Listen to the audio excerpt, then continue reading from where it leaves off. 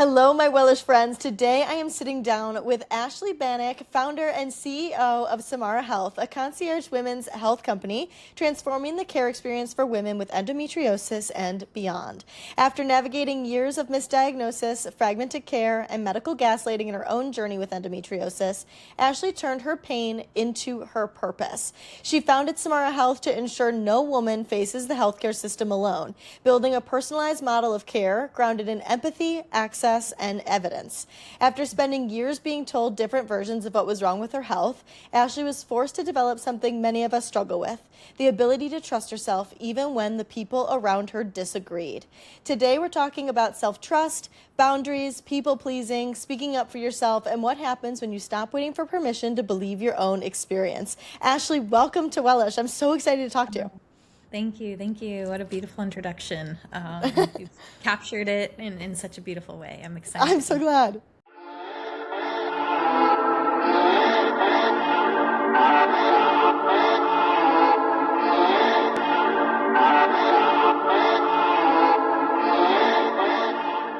Before we get into your story, I want to know what you think causes people to stop trusting themselves in the first place.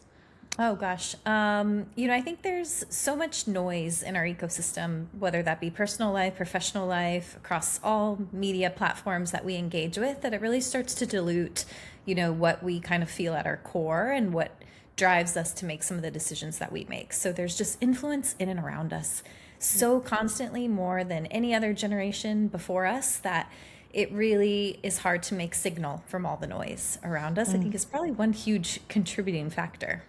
I love that you say from any other generation before us, because that's so true. We are so inundated with so much information that, of course, we're constantly second guessing ourselves. That's Yeah. kind of what I'm curious is that were there moments you knew things weren't right, but you talked yourself out of it?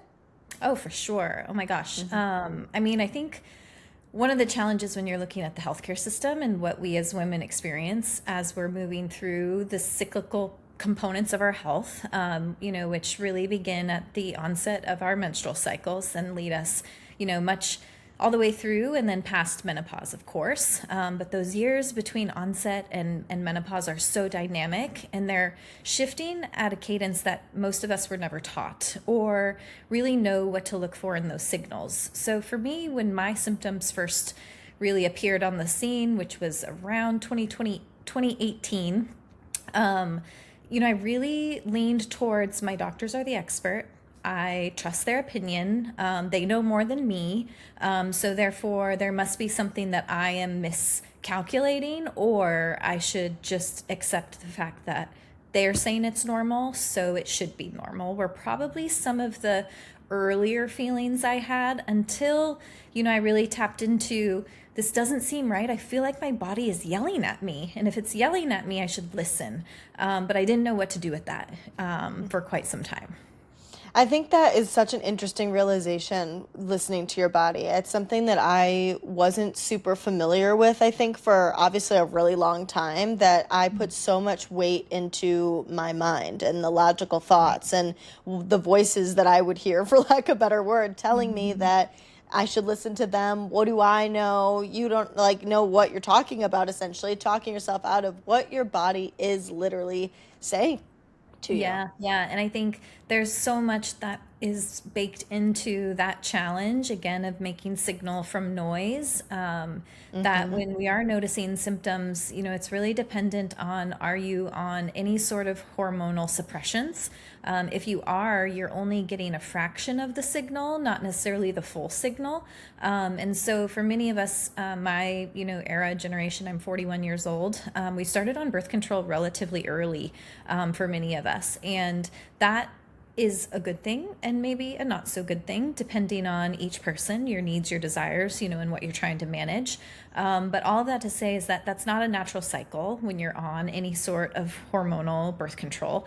And so therefore the signals can get muted through that mechanism, which was what led me to stage 4 deep infiltrating endometriosis at the age of 35, because it had been going on in my body for decades, not just the 2 years that I was experiencing symptoms.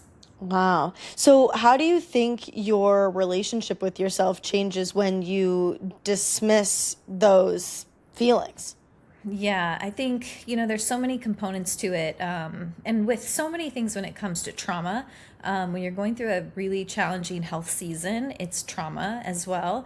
And you really start to not know how to trust yourself. You lose your trust in yourself. That could be in dating worlds, when you maybe don't meet quite the right person, all the way through health experiences or doctors that make you feel a certain way. So those little components all add up, the micro and the macro of trauma throughout this process. And you really don't necessarily know where is your baseline. What do you go back to when everything feels out of whack? Or who are the people in your ecosystem that really are sounding boards, not just because you know and trust them, but because they hold a level of expertise that maybe you don't fully possess? And I think one of the biggest challenges for all of us navigating the healthcare system, and certainly women, is that the healthcare system has been designed to make the patient the advocate. Not one of us has ever gone through a course, most likely, on what it is to be your own patient advocate. And so we fall Advocate into in these general, failures. I would say we struggle with. Exactly. Yes, for sure. Yes. All the snaps for that.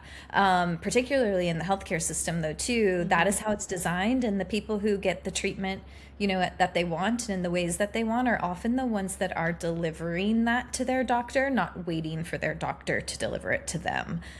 They get validation from their doctor. Their doctor will send the script or order the test or connect some dots. But more often than not, it's really medical literacy and really important language that you use in conversations with your healthcare physicians, which with Samara Health, we do a lot of community education in that realm.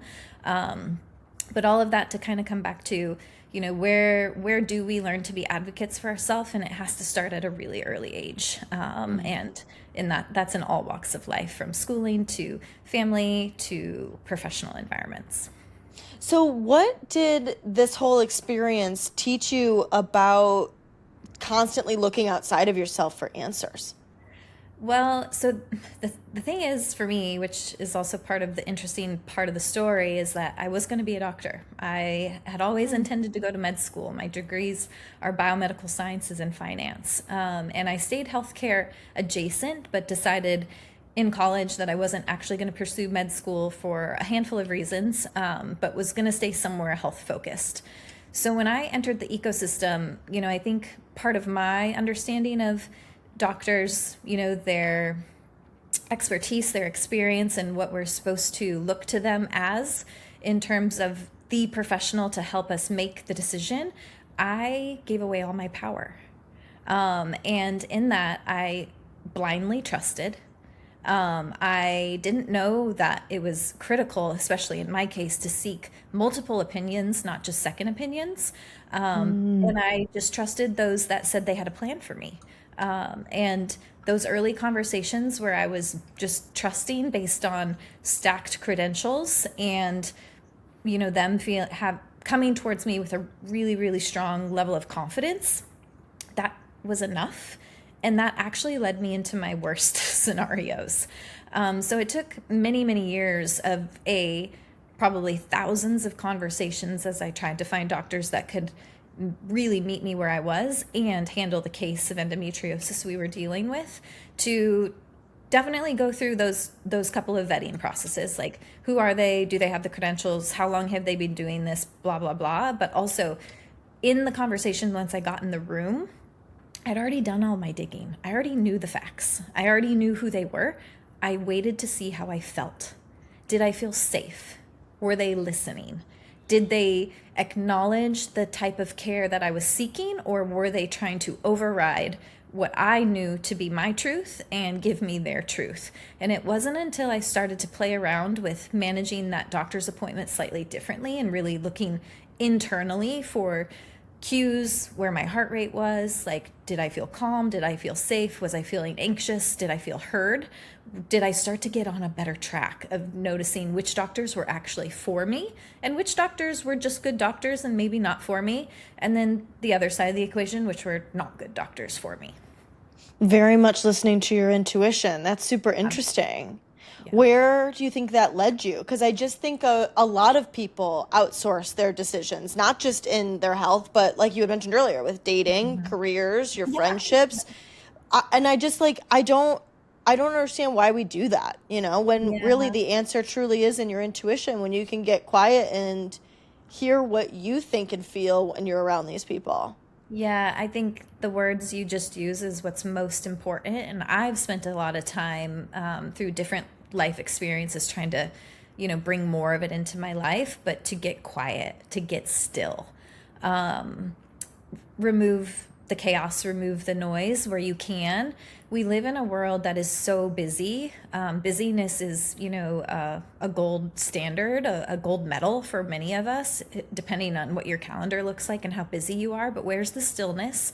And where do you actually find the moments that allow you to just be with yourself and allow other emotions or other thoughts emerge without influence? And that takes practice. And for me, that comes through breath work, like hour-long breathwork classes that I do, meditation, regularly, almost daily. And then really, in some of the darkest points of my health career and other life experiences was putting myself in a place where I couldn't do anything but be still. One of those was a 2-week trip to Costa Rica after a handful of traumatic events. And I was like, I need to be still. I need to have my toes in sand. I need to ground, and I need to do it alone. I don't want anybody else's opinion right now. I need to figure out what is my opinion. And I think it's being that, dialed into creating the environment where you can achieve that. That's the hard part with all of the things we're trying to manage every day. And you throw marriage in there, you throw kiddos in there, all of the things, like it gets really, really difficult to find those moments to be still. You said something so powerful, and that is the ability to separate yourself and just hear your own opinion. Like taking the time out of your life to say, I have to break away from this, not continuing to feed into what can I fix? What can I do more of so that I can fix this issue? But instead saying, let me stop white knuckling, release, Yeah. surrender, take a step back, and actually hear what my own thoughts are. I feel like when you're not being the authority in your own life, that's what you're doing, is you're just reacting to all of the chaos that's going on and not taking a moment for yourself to be still. Yeah, yeah, exactly. And it's so much harder in practice, than For what sure. this world kind of curates for us. But for me, it was like my health was deteriorating at a rate that was actually scary. I almost lost my life due to endometriosis. Wow. And one of those moments of stillness came, when I had to make a really difficult decision and I took myself to the beach. I did not feel well. I probably shouldn't have gone in hindsight or retrospect. Was all bundled up on the beach because I was probably running a fever at that point. And was like, I just need to sit and listen to the ocean and make my decision because it was a really big decision. I'd already talked to my mom, my best friend who's been through all of the ebbs and flows of this condition with me. I consulted with some friends and I had already spoken to literally every expert almost in the world. So I wasn't lacking information at this point. I was lacking what did Ashley want to do and what did I feel was the most right decision for me. And it, one of those big decisions for me was going and choosing my endo-excision surgeon because I was in a very, very fragile place and it needed to happen now. So the paths I was exploring that maybe were my preferred or felt like they were maybe that little bit better of an expert, because when you go into endosurgery, it's the great unknown. They can't promise you anything, and it's really difficult to know what you're going to come out with. And for me, that was really, really challenging because I had a very big goal of organ preservation and making sure that I was in a place where I could have a family someday. And that meant choosing doctors that maybe were a bit harder to get to, and took me quite a bit longer to find that shared ethos of what I wanted, what the outcomes could look like, and what they were willing to do to get there on my schedule and my terms, not just what their expertise brought to the table. So I'm really curious because I think that there's a lot of similarity between people who struggle to advocate for themselves medically and people who struggle to advocate for themselves in relationships or in other Mhm. areas of their life, as we said. And Yeah. when I hear you say that you went to the beach and you had your toes in the sand, even when you probably shouldn't have, but just to hear what you had to say, I think that you obviously got your answer so that you could find the right people to get you to where you wanted to go. And I just am curious what that looked like. Like, I think a lot of us are seeking clarity and Mm. don't know the difference between clarity and just an idea in that moment that could change in the next. So, how can you explain that to Yeah. me? Yeah. Gosh, I think about that from a few different places. I think from a very grounded in science, everything for me being, my background and the things that I contribute today are all grounded in science. So if I feel like I have checked the boxes and I've done my due diligence on have I validated, do they have the credentials that I know are, table stakes and I cannot, sway from, were the follow-ups and the details and the testing that they ordered for me comprehensive enough, from my lens. So then I can check that box of is it evidence-led and is it scientifically grounded? After you get done with that, I think in the particulars of a healthcare situation, I think it's a matter of really saying, like, what do I want? What are my outcomes that I desire? And wonder and making sure you're going through a few of those checkpoints as well. Like, is it, for me, preserved fertility? Is it, making sure that I lose 0 organs, or does it not matter? Making sure that I understand, like, what do I want in that? And then from there, it's really a level of trust and knowing that you lean towards. And quite frankly, the word that I always come back to is faith. And having faith that the next decision is one decision in, this broader longitudinal, case of decisions. And although one may be very, very big on a magnitude versus others, it's one decision which is going to unlock, a now second, third, fourth order consequences. And consequences are not a bad word in my book. They are just things that happen. And trusting and having faith that it's okay because you've made that decision. And you've done it in a way that balances the fact finding and where your heart and soul are aligning so that you can find the sweet spot. At the end of the day, it does sometimes just feel like a guess.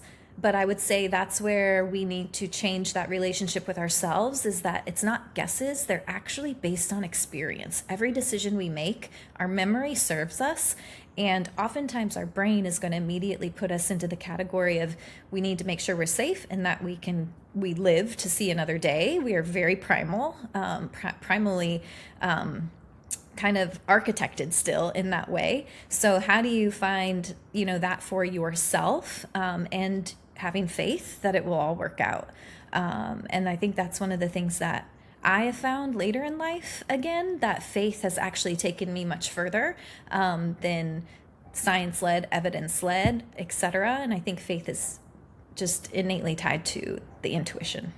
I love that. And I hear the formula in it. Like, I hear you have to have the evidence first. You can collect all the data in the world, so whatever it is for any situation, and then being able to understand what it is you want from what you're doing, what choice or what consequence you would like to happen through your choice, and then Mm. know and have faith that that one decision will just lead you to more life and more decisions to be made.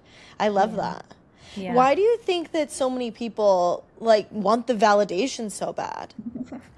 Well, I think we live in a world that we have so much at our fingertips to be able to like really diagnose or really, Sure. satisfy whatever it is we're trying to validate, right? You can validate wrong things too. So data is data, and data can be manipulated in a handful of ways. So I think we are just live in this world where we have this like insatiable, quest of making sure it's perfect when there isn't. There's just, again, the most right decision right now with the experience and the tools and the resources that you have right now. So I think it's a little bit of that, is like you can end up in a zillion rabbit holes of the same topic and still discover new things. So I think we just have this weird relationship at some point, like that there's better out there, so keep looking. And that was really problematic for me as I navigated my health, because of course there's probably better out there, but what was available, what was nearest, what made sense for my budget, and how do I start to make sure I'm getting the care that makes the most sense for me right now? And I see that in relationships. And if we go back to, how do you bring advocacy into any part of your life? I think oftentimes the reasons we don't speak up, or the reasons we don't say what we want to say, is there's some underlying program running of some kind, and it's usually in the realm of fear, abandonment, and some of those very deep emotional wounds that we probably maybe even thought we've gotten over, but they're really difficult to override, and they sneak right up in that subconscious of yours, and they actually govern you without you knowing it sometimes. So in all of those things, it's just a matter of saying what you want to say when you want to say it. Don't hold it for the next day. The outcomes of whatever that is, as long as you're doing it with an open heart, and with kindness and a level of responsibility about the person who is hearing it from you, some compassion there, you should be okay, even if it doesn't land well. I love that. That's something I needed to hear, because I feel like there's always like so much narrative around making sure that you're saying and doing the right things, and kind of creating this idea in our heads that if we do it all right perfectly, that like then we'll be enough, or then we'll have gotten it right and things will go well, when really just say it whenever you got to say it, and things will unfold however they're supposed to. And don't hold it. I think something I still work on in a lot of things is like something will come up in me and I'll be like, oh, I should say that. And then I'm like, no, I'll just hold it for later. And I'm like this little squirrel, that's just saving all these acorns and then can't find the next right time to like reintroduce the topic. So I'm still practicing this in real life and all the things of just say it when it comes to you, take a moment. So again, that you're being respectful of audience, or, all of the things that are around you, because you want to be heard. You don't want to, you don't want to create conflict for no reason. But I think that's where, especially for us as women, we get a little bit, we kind of retreat from that a little bit in order to keep the peace or not disrupt or make things easier for others around us, versus what is easy for us. And that's a lot to balance when you are, the CEO of your household, the CEO of yourself, and making sure everybody's factored in. And oftentimes we end up last on that list. Yeah, amen. I feel like it makes me think of boundaries, because I just think like we're trying to appease everybody else. And so you don't set the boundary, and maybe you say, okay, if it continues or the next time it happens, I'll go ahead and I'll do it. And you never really get that opportunity again. And now this person has learned that they can treat you this way, or that you don't have any advocacy over yourself in order to, kind of move in that direction. Yeah. Yes. So all the scenarios are playing in my head. I'm far from perfect. Yeah. I love the clarification. For life. Like, yes, that's right. And I think that's the other part, is like, I don't know that you find some mastery over the years, but I don't know that you ever master it. So it's just a matter of like having that beginner's mindset and the growth mindset of like every little turn and curve, in your path is going to reveal something else to you. The relationships in and around you are mirrors, for you to use as to how the world is receiving you. So it's not easy. Mm-hmm. How do you think self-trust affects how we do set boundaries? Oh gosh, I mean, it's critical in that, I've got friends that I feel like I've witnessed over the years that are just magnificent at this. And I'm like, gosh, they like know. How do you do that? Yeah, I like admire. I'm like, I want to be like you when I grow up. And of course, maybe I'm somewhere in the middle, and I've got some other friends that maybe, still need more practice than where I'm at.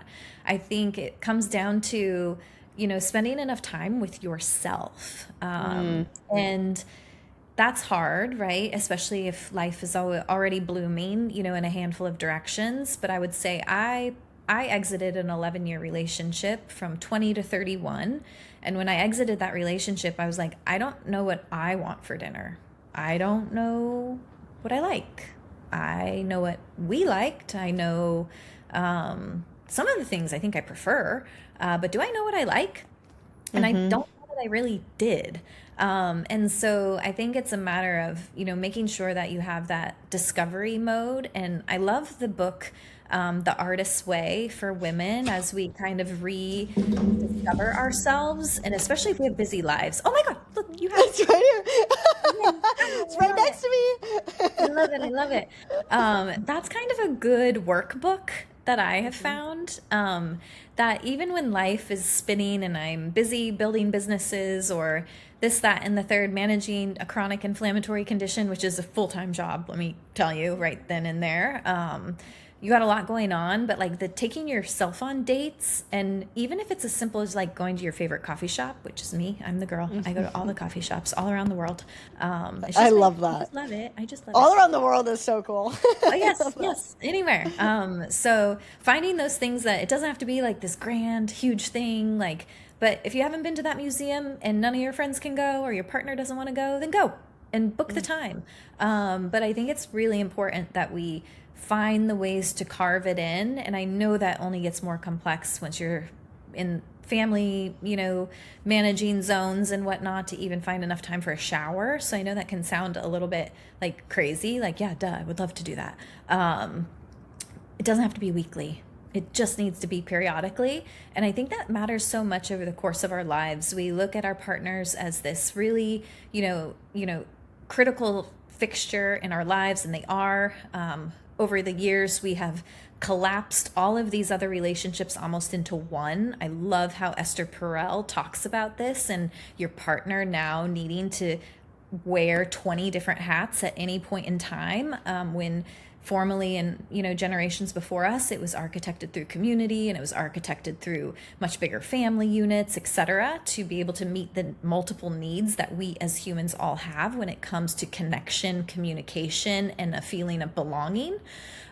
So making sure that even in the lives that we live today, which maybe for some of us are immersed and we've got loads of family around us, or others of us are the only person away from our family unit, or something in between, is really important to continue to like seek to learn yourself, and find those ways over all of the years that we have here to keep exploring where your interests are, and those are, and separate of the interests of all of the other important people around you, would be something that I continually try to practice. Absolutely. I love that. I mean, I feel you and I are very in an alignment with that mindset, with the, making sure that you're making time for yourself and going out and doing those things. And I think I completely obviously agree with you that life can get in the way of it. But I feel that something else that gets in the way of it is that we can't sometimes tell the difference between accommodating and abandoning ourselves. That like we're trying to do all of the things right, or things that we're supposed to, like obviously taking care of your family and your job, like you have to do those things, right? But at what point does it turn into self-abandonment when you're not, taking care of you? Yeah, I mean, I think I look at this from the lens of sustainable high performance, and the things that we do over the day, not necessarily the week, or the month or the year, but what do we do during the day to really institute practices that allow us to ground ourselves and stay in a place of elevated performance that is sustainable and doesn't necessarily lead to burnout.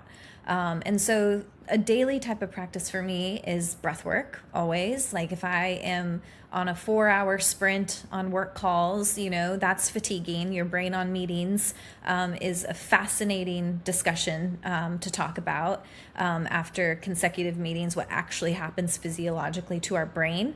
And so when you think about bringing in these elements so that you're not abandoning yourself, it's like, well, how are you doing it in micro doses, whether that's 2 to 5 minutes? Because little things compound to big things over the period of time. So that's a really easy place to start, is just how am I governing my hours of the day? How much time am I losing to the death scroll? All guilty, right? I started to really notice, I'm like, gosh, that was like 3 hours last week. What would I do with 3 hours, like for myself, if I hadn't ended up in the role, the scroll role of all the things. So I think it's about managing the distractions that are around us, recognizing when you're in the loop, and then pivoting to something else that is more grounding. And that can happen in really little bits throughout the day, which start to build a habit. And if you start to habit hook certain things, like, okay, you've habit hooked that in the morning you're going to do breath work, and you've been doing that for a period of time, you're like, well, maybe now I'll just do 10 minutes of reading. Like, the meditation is making me feel really good. Maybe I can try 10 minutes of reading something that's enjoyable to me. Maybe it's fiction, maybe it's nonfiction, and you start to habit stack, and that really starts to build in sustainable ways, not the when am I going to find 5 hours to go to a museum by myself. Like, that can automatically feel like that's a crazy goal. Like, I can't get away from my family and kids for that amount of time, and that might be true. But then what are the conversations you're having with your partner, to be like, how do we find balance? Do you feel balanced? What do we do differently if you don't? And then how do we curate time and protect time for each other so that we can have togetherness and we can have separateness? It makes me think, like, having that conversation with your partner or whoever it is you need to have a conversation with in order to take care of you. Has there ever been a time that that you felt you've had to disappoint someone in order to stay aligned with yourself? Oh, for sure. I think that's the life of a girl with endo. We disappoint everybody all the time. We don't mean to. We just can't show up. So yeah, I've had to bail on best friends' birthdays. I've had to say, I know I made plans with you tonight, but I can't make it. I'm in pain. And oftentimes I don't even give them the I'm in pain part of it. It's just I'm not going to be able to make it. And I've disappointed loads of people probably over the years. And maybe I view it as disappointment. They might view it as, empathy, or I'm glad that she was able to make the right decision for her. I think we kind of assume the reaction of others without any validation, because maybe we would feel slighted or some kind of way about it, or we're just disappointed in our own situation. And so that kind of breeds more of itself. But yeah, I'm sure I've let people down over the years. And I think it's one of those things where with a really fragile health condition, I didn't have choices. And I wasn't choosing something out of, just being inconsiderate. Although it may have felt inconsiderate to some at different points in times because of me being flaky or me, canceling last minute rather regularly.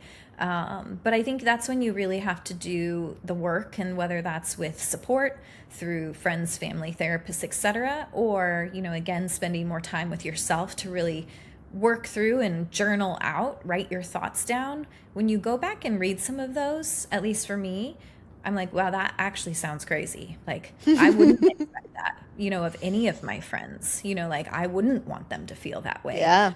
Why am I punishing myself so deeply when I would never hold that, standard on somebody else? So we're oftentimes our own worst, critic. And that self-talk, is so powerful in what we start to manifest as our true perception of reality, whether it's mostly right or not.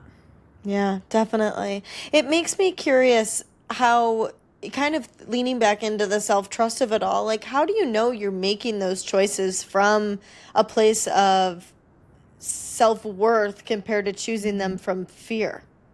Oh gosh, that's a good question. I think that takes a lot of work. And it's really important that you do that work, with another, very third party, in my opinion, to reflect back to you what is actually being said or how you are actually treating yourself. Our friends are going to be some of our biggest cheerleaders, maybe too big of cheerleaders at times.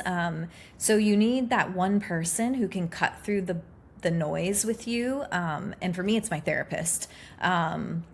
I think there's many different types of people or relationships that can serve that. But you have to be very picky, because again, it can't be somebody who's just going to like boost you up all the time. Like, they got to be that kind of cutthroat, I'm going to tell you like it is. And this is something that needs to be changed. So I think it takes a lot of work of recognizing like where do your wounds sit, and how deep and how far back do those go? Because for me, they are rooted in childhood. So many of the decisions I was making in my early years of dating, post that very long relationship, were when I wasn't meeting that right match, or I was in, a relationship system that wasn't fair to me, oftentimes I was more resistant to making the hard decision because of this underlying governing system, like I mentioned before, of fear of abandonment.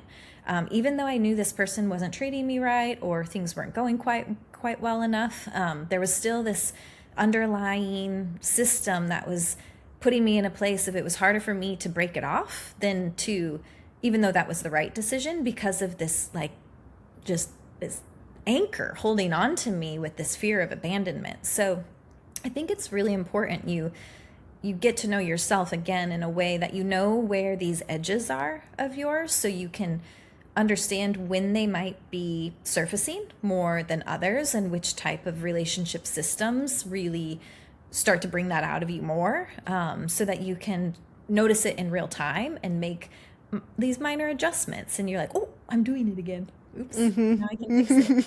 Yeah. It's interesting that you say, use the relationship example, because I just think that something that we've been talking about recently on the show is being the chooser instead of just being chosen. Like, instead of letting other people, if it's dating, if it's friends, if it's work, coworkers, whatever, that it feels so good to be chosen, which creates that anchor that you're talking about, I feel.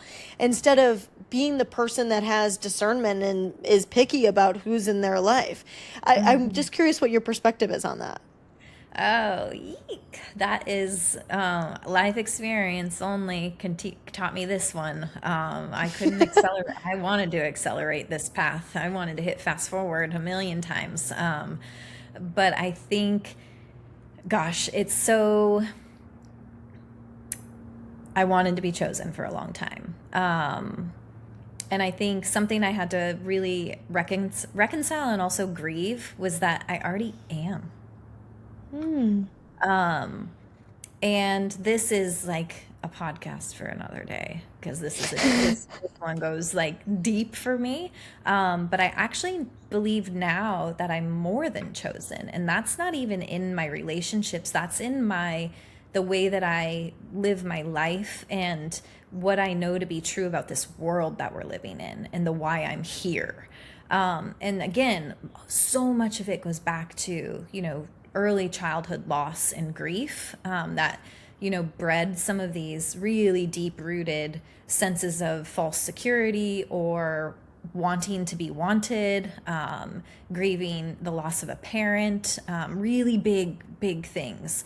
And I think many of those compounded on top of one another. And then in adult life, it would manifest in the dating realm for me, even with work, and my relationship with work, really kind of all led me to, I just wanted to be chosen in all of these areas of my life. It wasn't limited to one, it was consistent across them all.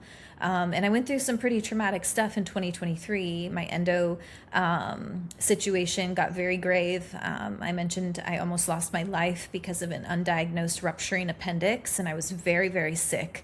And I didn't know it because my doctors were dismissing me and saying, like, it's normal, it's period pain, it's endometriosis pain. Meanwhile, that was lurking in the background. And then some other very traumatic life experiences happened very short after that. So in all of that, that grief, the dark night of the soul, really led me down a path of who am I first, my essence, not my credentials, not my brown hair, not my, background, with my family, etc. But like, who am I? I couldn't really answer that question, and I really wanted to. And then how did that lead up to my greater purpose? And a lot of that is in Samara, and, bringing solutions for women through my experiences and background that I believe were by design. And, I was put here to help solve this, and I'm trying to do something about it. But all of that baked into, really, I'm already chosen. So who am I waiting to choose me. Like, I choose me. And then inside of that energy, you start energetically matching with other people who feel and possess that like sense of contentment, compassion, joy for the what is. And I feel like once you can really spend some time there, you stop worrying about who chooses you or who doesn't, because you're actually already chosen. I love that. I hear too you say like I'm already chosen, and you talk about your purpose through Samara, and just like almost the overall purpose of you is you being chosen. Like that life chose you to be Yeah. on this earth and exist and help all these people, and that's you being chosen. I hear Yeah. that so much. That's so Yeah. cool. I Yeah. love that. It was a lot of tears, to get there. It was not an easy journey. We're all gifted with a different and certain type of journey. So for me, a lot of that came to head in 2023. So I'm very early in this like new discovery, like of what it means to be me. But there's a freedom in it that I think is so special if you can start to really bring a little bit of that philosophy in, day over day, of not worrying about some of that stuff and letting what is actually be perfect, even the ugly stuff and even the not so fun stuff. Because so much of our growth and experience here, as humans, is the experience itself. Yeah. I'm curious if we look back before 2023, and I know you mentioned that you had trauma that you experienced before then as well. So I don't know how to necessarily word this, but I'm thinking of not the pain. I'm thinking of you being more so in a space of unawareness. And I Mm. wonder how why do you think people tolerate being in situations that aren't actually meeting their needs? Like if you could think back to that version of you, why was she doing that? Yeah. Oh, this one might not be popular, but I love that. uh, I think it's easier to suffer sometimes. I love that. I love Um, that and answer. I'm That the is so I'm a real. guilty party, like it's almost easier to suffer. It's easier to carry the narrative that has served you, or so you think, for a very long period of time, but is it you? Or are they things that happened? Um, I still grapple with that, in a handful of ways. And, for me, my early childhood was riddled with grief. I lost my father to cancer when I was 9, and between 9 and 19, I had 8, including my dad, immediate family members pass away. So I was at a funeral Wow. like every other year, and they were not like distant Aunt Susie that you never knew. No, they were like my nuclear family.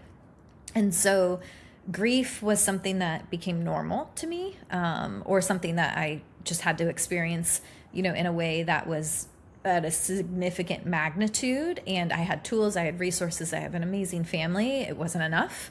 And all of those things, have led me to be dissociated in some ways on certain things, because it's harder to feel.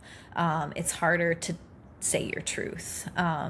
You don't want to lose the people that you think you care about deeply that maybe aren't good for you, because that fear of abandonment, again, of like, I just can't afford to lose anybody else. The loss or the fear of that loss is so significant that I can't even understand how to get there. So I'll just stay here.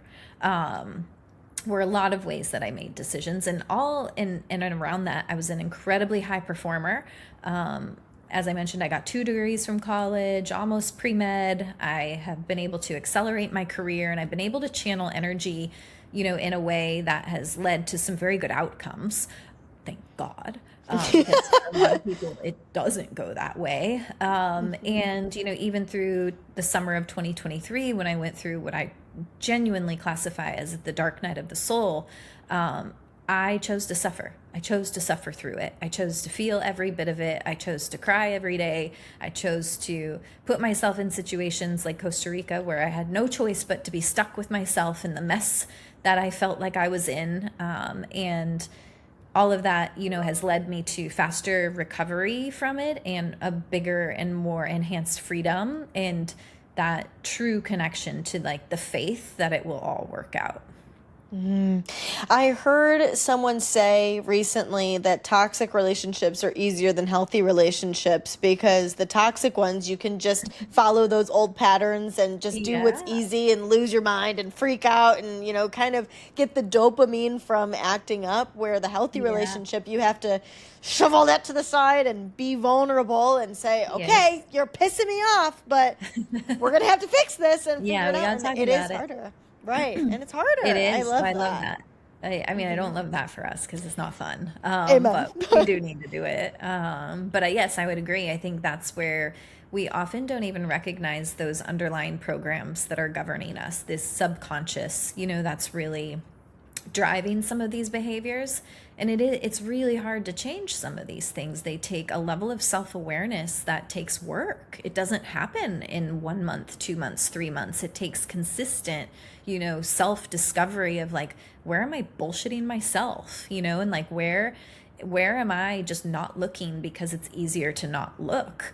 And the healthiest relationships are people who spend time, knowing where those edges are, being vulnerable to tell your partner, like, this is where I struggle. Please hold me accountable. Please help, notice when I may be doing this, or if I'm not providing feedback, it's probably not because I don't have an opinion. It may be because I just don't know how to express it. And finding partners that want to help you, reveal those things, not necessarily own it for you, but be in that mirrored relationship again, because you can also do that for them. And there's nobody on this earth that has not been through trauma of some kind. There's nobody here that, has not had some sort of suffering. And there's, I think there's probably very few people here that, haven't had or experienced joy in some capacity as well. Yeah, I love that. You've mentioned a lot of things that you are still working on. I'm wondering if there's anything that you've stopped trying to fix about yourself. Oh, that's a good question. Um, Gosh, I would say I think like I think it's just probably all wrapped in my personality, and just really knowing like whether it's the playfulness, the quirkiness, the silliness, kind of all merged in with the professional, with the, deep expertise in medicine, in, the way I move about the world. But I can really just authentically show up as me. And I'm not really, I don't really care as much about how people perceive it, because we all have a different level of reality anyways. So their reality of me and my reality of me probably will never match. So what am I so worried about anyways? And I think that's probably the bigger gift, with some of these experiences in the last few years that I've received is, just I feel more free to be myself. And I don't nitpick. Even when I stumble, I was hosting a women's event 2 or so weeks ago, and I definitely flubbed on a few words, and I'm the only one that knows that, at the end of the day. And I just giggled and I just kept going. I was like, oopsie, I messed up, and just moved on. It's human, and I think we should allow ourselves to be more human. Yeah, I love that. I hear the very like well-rounded of it, not trying to put yourself into these different boxes and being like, I can't be silly and goofy and be a professional that knows what she's talking about. That's Yeah. funny that we do that. I love that. Yeah, yeah. What's something you wish more women trusted themselves about? Oh, I think that just like our innate magic, we are the creators. Like we bring life into this world if we choose to. And I think inside of that, there's a wisdom that is so powerful. And it's really difficult to kind of tap into it and hone it again with the world we live in, with the opportunities that have come to us as women over the last, let's say, 50 or so years. This, kind of, for me, the legacy I think about, what do I want to leave behind, particularly in the women's health space. Our mothers, went through different trials and tribulations, our grandmothers, so on and so forth. So what is our generational legacy for the next? So I really think it's like really honing into like who we are, who other cultures or centuries ago really already knew. Maybe that's been lost in some of the modern day culture, depending on where you're from and where your beliefs, are kind of coming from. But American culture for sure is a bit of an always on. You can do anything and everything you want to, which is beautiful and can feel like a lot of freaking pressure. Like, wait, I'm supposed to be a mom, I'm supposed to be a corporate executive, I'm supposed to be a friend, a partner, this, that, the third. Like, the expectations of the roles we play, as mentioned before, have only increased. So that doesn't make it easy. So just really staying true to like our beauty, our power, the wisdom we bring, and that we are like we are truly a life force, and being able to honor that in the ways that feel most resonant for us. I love that. What do you think would change in someone's life if they fully had their own back?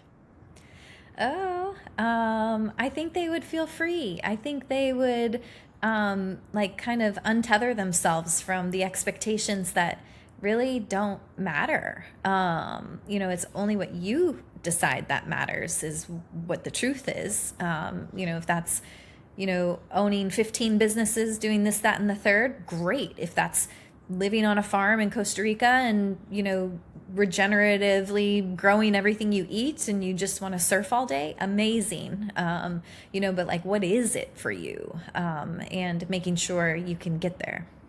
I love it. To wrap us up, I have a series of questions. They're rapid fire. It's a game I play with my guests. It's called Kinda Toxic, Kinda Well. So essentially, it's to highlight humanity in my guests. A lot of the time, you guys do have it all, like a lot of it together, and so you give pretty good answers. So whatever you feel called to answer. I've got 8 of them for you. Okay, what or who are you jealous of right now? Ooh, I think I'm jealous of the people who can like go anywhere and everywhere whenever they want. I just love travel so much, and I am afforded a lot of it for work and other things, but I just want to get up and go all the time. It's a good one. What's a moment recently where you caught yourself ignoring your own needs or that you chose yourself instead? Oh dear. I would say, okay, say it one more time. I'm sorry. And that's not the rapid fire way. No, you're fine. What's a moment recently where you caught yourself ignoring your own needs or that you chose yourself instead? Okay. Well, I chose myself instead, and then it led to a backfire. So this is a funny one. And this is an endo girly life, like in and of itself. So came off of a long haul travel trip, was like, oh, I need a massage. I'm going to go get that. Carved out a pocket of the afternoon because it was going to be good for my body. It backfired. Central nervous system, not happy. So it's like you can try to do all the right things and still do the wrong thing. Oh, hate it. Hate that. Oops. What do you find yourself overthinking about these days? Oh, I think it's always about, like looking at the women's health market and seeing so many amazing companies come forward, get funding, really start to accelerate their map. And for me, it's the translation of outcomes in women's health. So it can kind of make me feel like I'm behind sometimes, even though I know I'm right on time. What is a should, like an expectation that you've put on yourself that you've let go of, or one that you know you still need to? Oh, okay. So I think I've really rebalanced my relationship with movement. I fundamentally believe movement, mindset, nutrition, recovery are fundamental. They're fundamental aspects in my life. They're the only way to get to high performance and sustainably. But movement for me used to be much more intense and much more rigorous, and I don't have that capacity for that right now. So really rebalancing my relationship with what does success look like in the gym, what does success look like for movement regularly has been difficult. And so I'm working on it, but. What's something that makes you quick to get annoyed or angry? Oh, see, I don't really get annoyed or angry. I love that. I think it's that freedom I talk about, like that the what is actually what it is and it's okay. So it's too rare. I don't know that I love that answer. I love when people answer like that because it's like, see, like it can happen. Like some people don't feel that way. They can really get to a good space. I love that. Yeah. What's a toxic thought you still catch yourself believing? I think it often comes down to like all the things we women probably nitpick about all the time: body image, like aging gracefully, all of those things feel just so in our face all the time of like what we should be doing at whatever age or what we look like, etc. So that's probably the one I still have to coach myself on. What's a wellness rule or trend you don't buy into? Did I just ask you that? No, but that's a good one. Okay. Oh gosh, I feel like we are, again, like we're a society, we love to consume. Oh, we love to consume so much. For me, it is like less is more sometime. And we as women, yes, we need supplements. Yes, we need support in a handful of different ways, both through nutrition and the other things to make, total well-being achievable. But I do not want to take 20 pills a day. I actually don't coach that way. And that's a little bit counter to all the supplement stacking. Peptides this, collagen that, this, that, the third. Like all of a sudden you've got, 100 things in your cabinet. You're not consistent with any of them. And at the end of the day, you just have really expensive pee. Yeah, 100%. You're so right. That's so funny. Do you even know if you're absorbing any of it? Literally. So I want all of us to be well and healthy and take the things that matter. But like, gosh, they really think we need a lot. For sure. If you could leave my Wellish friends with one piece of advice on becoming more well than toxic, what advice would you give them?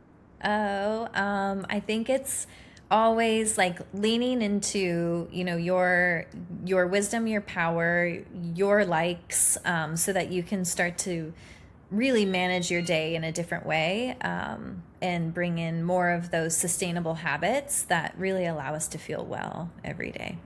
I love it. Where can people find you? You can find me on Instagram, Samara Health. My email is ashley@teamsamara. And my website is www.teamsamara.com. Would love to engage there, and absolutely look forward to chatting to many of the followers with any questions they have on women's health or anything. Perfect. Absolutely. I'll link everything below too, so easy access to you. I really, really appreciated this conversation. I really love speaking to people that are in alignment, and you just gave so many good insight and tidbits, and I just think I really appreciate you being so open with how you feel and everything. So it was a great conversation. Thank you so much. You. I agree. I appreciate the invite and look forward to another one sometime.